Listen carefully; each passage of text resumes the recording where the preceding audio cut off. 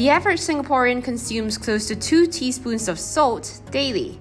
The World Health Organization actually recommends taking just under a teaspoon of salt per day. This means that we're consuming almost twice the recommended salt intake. Now, I'm a huge foodie, so I've always wondered, will I have to sacrifice good flavor in the process of cutting down on salt? Over the next 3 weeks, I'll be embarking on a low-salt diet to find out. First, I'll be going to the Health Promotion Board to do a salt threshold test, which will determine how sensitive I am to salt. I'll be going back to do the same test after the end of the experiment to find out if the results have changed.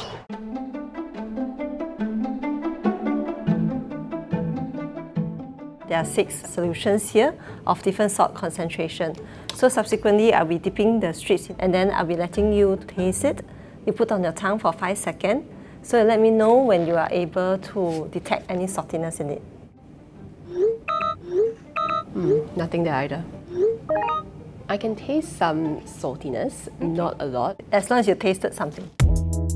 I started this week with a grocery run to find lower sodium options for my home-cooked meals, like this K-salt which apparently has 30% less sodium than regular salt. I've also been told to look for anything with the healthier choice symbol, like this chicken stock cube here. One thing I realized while making my meals throughout the week was that there was salt in everything, including spices like ground chili and cinnamon. I ended up just adding less of the salty ingredients to keep within the limit. I've just come from a food tasting and it was delicious. There was steak, there was fried chicken, all the good stuff. But because it was a sharing plate kind of situation, I couldn't really ask the chef to reduce the amount of salt that he was putting in. So I think I've definitely busted my salt limit for today, which means that I'll probably have to go completely salt-free as far as that's possible for the next couple of meals or so. I'm making fried rice without any salt, any soy sauce whatsoever. This is the first time I've made it like this, so I'm a bit nervous to try it. Yeah, that is quite bland. I'm not sure what I was expecting. I also ate out a few times this week. I ordered a completely salt-free pork steak, which I know sounds a bit disgusting, but it tasted surprisingly good. And although this plate of char siu rice contained about 1,000 milligrams of sodium, I ordered it without sauce just to be on the safe side. I'm in the second week of the diet and I've been using HPB's sodium calculator to keep track of my salt intake.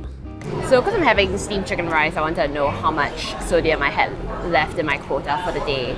And apparently it's a lot saltier than I thought. It has about 1,500 milligrams of sodium per plate. So that leaves me with less than 500 mg for dinner, which is concerning. I was told that some hawker centres had introduced lower sodium salts and sauces and that these dishes were indicated with lower sodium labels. I tried to look for them but couldn't really find any stalls that were displaying this.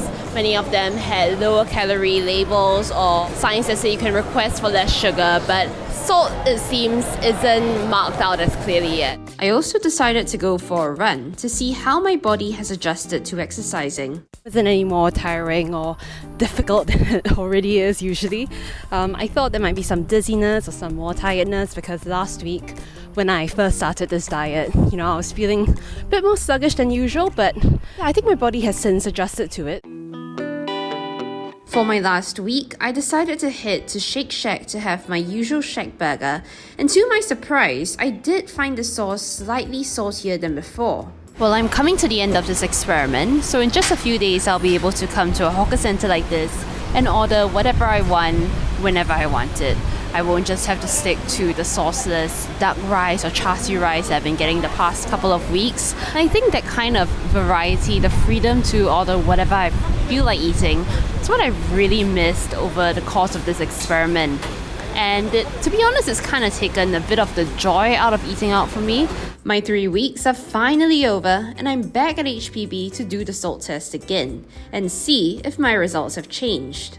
Did my threshold change from the last time? Okay, the last round, yours was at level 4. Whereas this time round, you have improved and it's at level 3. Oh, okay. Oh, so it did work. Yeah. I had a few questions about going on a low-salt diet, so I spoke to a nutritionist from HPB to find out more. Most of us can benefit from a low-salt diet because it's been shown to reduce your risk of high blood pressure, risk of hypertension, cardiovascular diseases, as well as kidney diseases. So there were some days that I couldn't avoid having higher salt meals, for instance when I had media tastings where I couldn't ask the chef to adjust the salt level. So in those cases, does drinking more water help? Drinking water actually does not help you to flush out the sodium in your body. It does help you to mitigate some of the side effects associated with a high salt meal. One example would be thirst. I think I was really relieved to see that there was a change in my salt sensitivity when I did the test again at HPB. Whether I would stick to a 2000 mg daily limit long term, I'm not so sure. It's going out that I think is the trouble, because I realized that I was constantly checking the HPB website to find out what foods I could eat that would fit within that daily limit. And it didn't feel like a very sustainable or very healthy thing to do. It felt a bit like counting calories, what I used to do when I was an insecure teenager who really wanted to be skinny. So I don't really want to slip back into that mindset, so I might not do that. So I think moving forward, I'll try to eat in moderation. I will try to adjust the way that I eat salt in the future. Diet's over, so I think I deserve this treat.